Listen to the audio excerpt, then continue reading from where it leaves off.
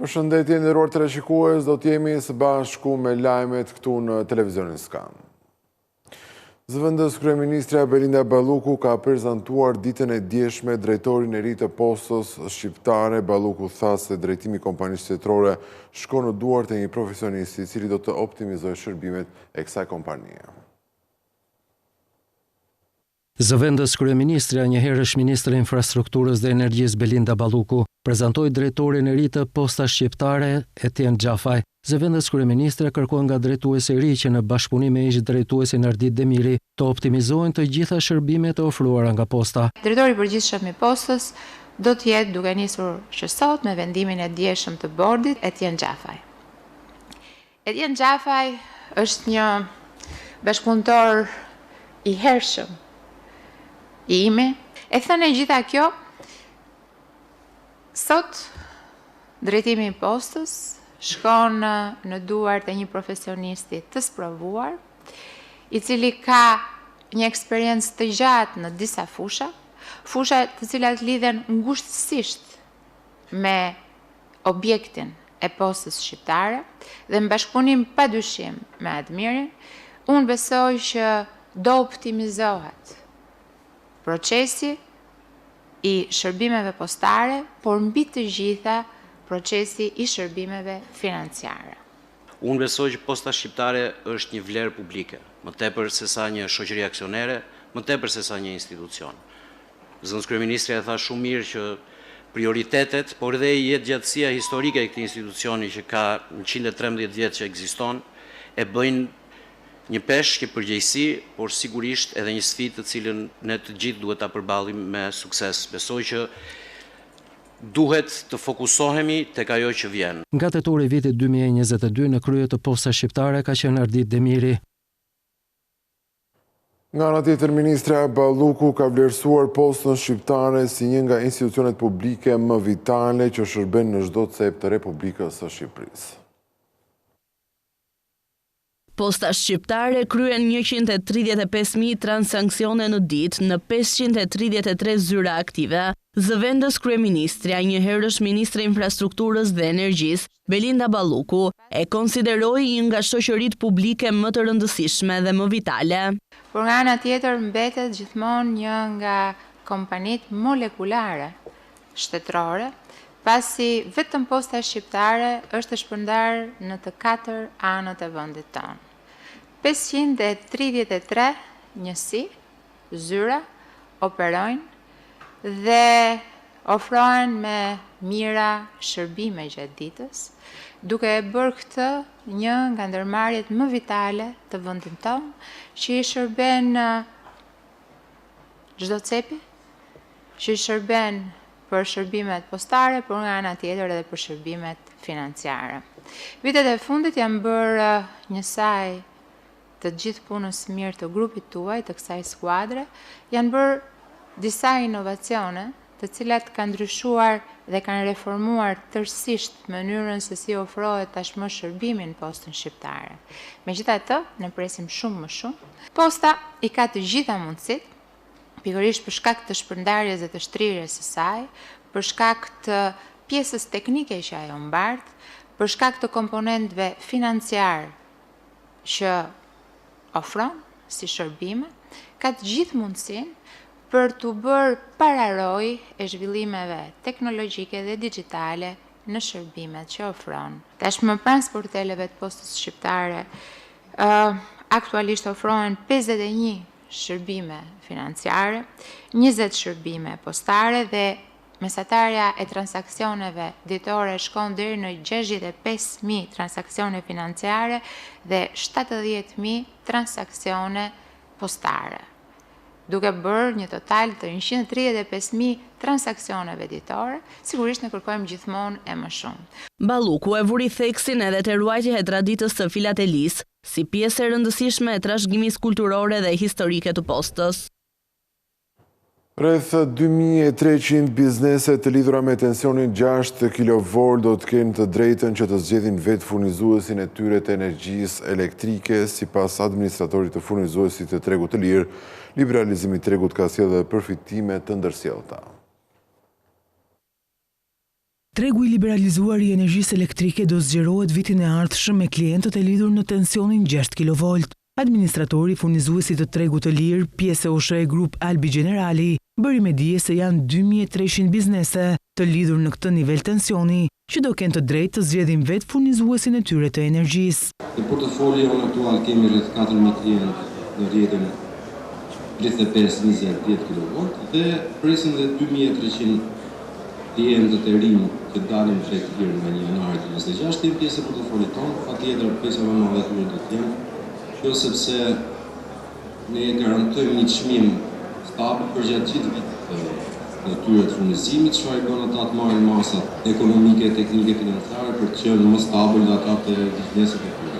Sipas Generalit, liberalizimi i tregut të energjisë ka sjellë përfitime të ndërsjellta, si për furnizuesin e shërbimit universal pjesë OSHE Group, ashtu dhe për bizneset që mund të sigurojnë oferta konkurruese. Ka qenë shumë pozitive dhe për barën publike, kuptimin e furnizuesit shërbimit universal, sepse tashmë ta klientë që le të themi kanë gjithë kapacitetet të sigurojnë energji me çmim base dhe më konkurrues ke furnizuesi më së fundit, nuk janë në barë e shtetit për t'i furnizuar nga anë të shërbimit universal, që është një shërbim që shihet si i domosdoshëm, kritik për të gjithë qytetarët edhe bizneset vogla dhe të mesme le të themi. Liberalizimi i tregut të energjisë po kryhet gradualisht, ku pas klientëve të lidhur në tensionin 35 kV, në tregun e lirë dolën plotësisht klientët e lidhur në rrjetin 20 kV, duke vijuar me konsumatorët në 10 kV, që shkëputën marrëdhëniet me OSHE-n nga 1 janari këtij viti. Hekurudha shqiptare ka bërë me dije për televizionin Skan se aksi Rogozhin Pogradec, pjesë e korridorit të 8, është në fazën e përgatitjes së projektit të detajuar që pritet që të përfundojë në muajin mars të vitit 2027. Ky proces financohet nga një grant i kornizës së investimeve të Ballkanit Perëndimor.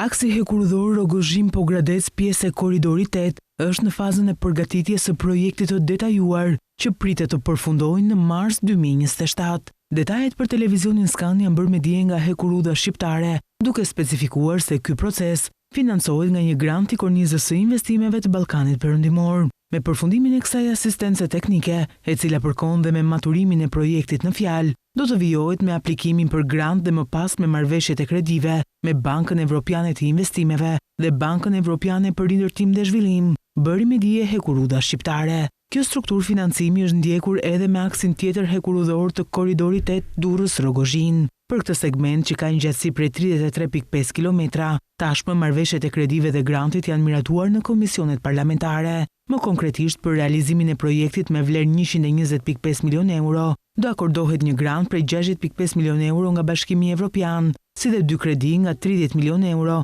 nga Banka Evropiane për Rindërtim dhe Zhvillim dhe Banka Evropiane e Investimeve. Sa i takon segmentit nga Rogozhina deri në Pogradec, ende nuk ka informacion zyrtar në lidhje me financimin. Ndërkohë, segmenti nga Rogozhina në Pogradec do jetë më i kushtueshëm, pasi ka një gjatësi prej 120.3 km.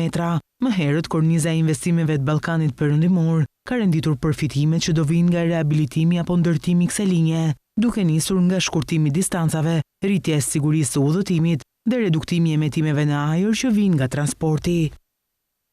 Së të dhënave më të fundit publikuara nga Banka e Shqipërisë, kredia e re e dhënë nga sistemi bankar ka arritur në 24.2 miliard lekë, ndërkohë që biznesi është rikthyer rritjes së huamarrjes në muajin shkurt të këtij viti me 24.56 miliard lekë. Sipas të dhënave më të fundit nga Banka e Shqipërisë, totali i kredisë ka arritur në 901.6 miliard lekë në shtator të vitit aktual, me një rritje të konsiderueshme prej 10.9% krahasuar me shtatorin e vitit kaluar dhe një rritje fare të lehtë prej 0.1% krahasuar me gushtin e të njëjtit vit. Pra nëse flasim në shifra absolute, rezulton se në harkun kohor të një viti regjistrohet një rritje prej 89 miliard lekësh. Ndërkohë nga ana tjetër, kredia e re dhënë nga sistemi bankar ka arritur në vlerën e 34.2 miliard lekësh, duke shënuar një rënje prej 21% krahasuar me një vit më parë. Kjo rritje është ndikuar kryesisht nga huaja e re për blerje banese, vlera e së cilës arriti në 4.75 miliard lekë nga 3.87 miliard lekë një vit më parë. Rritja vlerësohet në rreth 25.5%.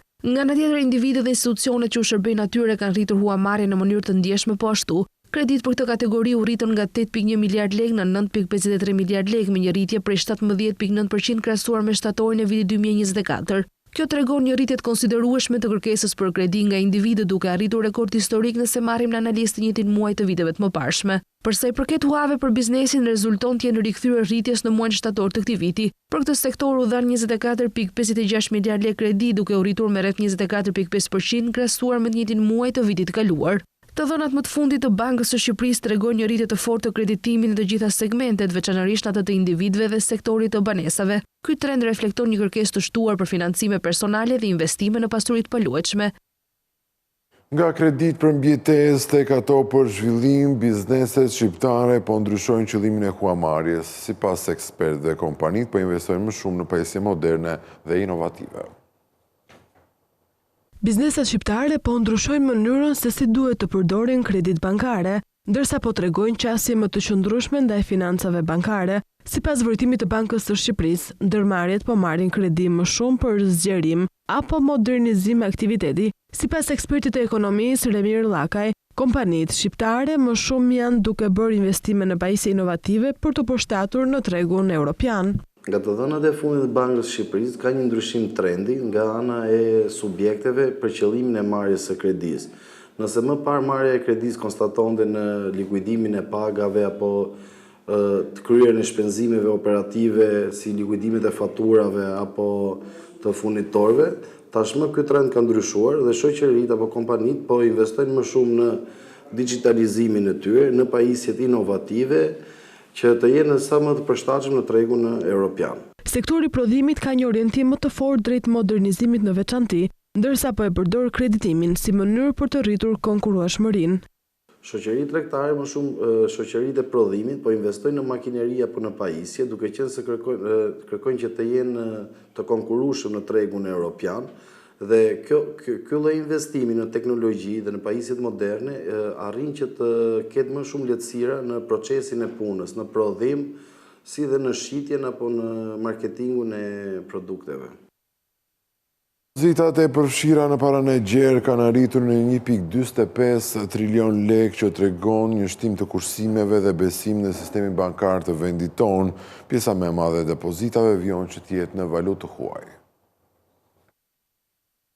Shqiptarët po depozitojnë më shumë para në bank. Të dhënat e sapo publikuara nga Banka e Shqipërisë tregojnë se depozitat e përfshira në paranë e gjerë rezultojnë të kenë arritur në 1.45 trilion lekë në shtator, një rritje e lehtë kjo me 0.9% në krahasim me gushtin. Kjo shifër dëshmon një rritje të kursimeve të qytetarëve, fitimit të bizneseve, por edhe shtimit të besimit të tyre në banka, pasi ata po zgjedhin gjithnjë më tepër t'i kalojnë këto para në bank. Depozitat e përfshira në paranë e gjerë i referohen të gjithë parave që qytetarët, bizneset publike dhe private, institucionet financiare jo bankare apo institucionet publike mbajnë në bank. Gjithsej 1.45 trilion lekë është shuma e parave në llogari rrjedhëse, llogari kursimi, në depozita afat-shkurtra, afat-gjata, pa afat dhe të tjera. Por si është raporti ndërmjet depozitave në lekë dhe atyre në valutë? Pavarësisht se shumica e parave në bank gjenden në monedë të huaj, kryesisht euro, depozitat në lekë kanë pësuar rritjen më të madhe këtë shtator me 1.4%, ndërsa ato në valutë me vetëm 0.4%. Zhvlerësimi i monedhës evropiane rezulton të ketë dhënë një ndikim tepër të lehtë në zhvendosjen e kursimeve nga depozitat në valutë tek ato në monedhën kombëtare. Nga ana tjetër, statistikat e Bankës së Shqipërisë tregojnë se depozitat e transferueshme në lekë, të cilat i referohen parave që ne mbajmë në llogaritë tona bankare, kanë arritur për herë të parë në 400 miliard lekë në shtator, ndërsa ato në valutë në 387 miliard lekë. Depozitat pa afat dhe llojet e tjera të depozitave vijnë me një shumë më të vogël dhe me një rritje më të lehtë krahasuar me shtatorin. Për sa i përket depozitave në valutë të përfshira në paranë e gjerë, shifrat flasin për një rënje të depozitave me likuiditet të lartë, depozitat pa afat dhe rritje të llojeve të tjera të depozitave. Në ndryshimet fiskale që pritet të bëhen në paketën fiskale, Dhoma Amerikane ka kërkuar që të zerohet tarifat tregtare me Shtetet e Bashkuara të Amerikës. Drejtori i Dhomës Neritan Mullaj foli për të gjitha propozimet që pritet që të bëhen. Dhoma Amerikane e Tregtisë në Shqipëri ka kërkuar që vendi ynë të heqë fare tarifa tregtare me Shtetet e Bashkuara të Amerikës. Drejtori i kësaj dhome, Neritan Mullaj, tha në emisionin Box to Box në Skan Televizion se ky është njëri nga propozimet që janë bërë për paketën fiskale të vitit 2026. Ne propozuam që duke parë dhe nivelin e shkëmbimeve tregtare që është në rritje, por që dhe tarifat tona nuk kanë një implikim shumë të madh në buxhet, ne kemi propozuar që të nxjerrohen këto tarifa duke i dhënë mundësinë bizneseve tona në të dy vendet që të rrisin shkëmbimet tregtare, pra si eksport dhe import. Nga ana tjetër, nëpërmjet kësaj ne japim një angazhim shumë thelbësor partnerit ton strategjik, duke u angazhuar nga ana jonë dhe duke e bërë më të mundshme që me administratën amerikanë të diskutohet për që dhe nga natyre të ulen tarifat.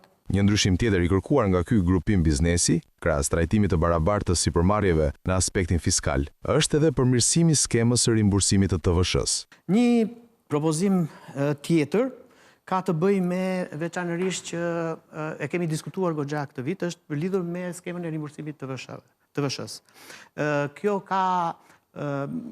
është shumë e rëndësishme sidomos për industritë prodhimin, veçanërisht për investime të rëndësishme në fushën e industrive dhe të prodhimit dhe të turizmit. Dhoma Amerikane tha se do dërgojë zyrtarisht në qeveri gjithë propozimet e saj pasi të ketë marrë një draft të paketës fiskale nga qeveria. Kjo pritet të ndodhë gjatë muajit nëntor.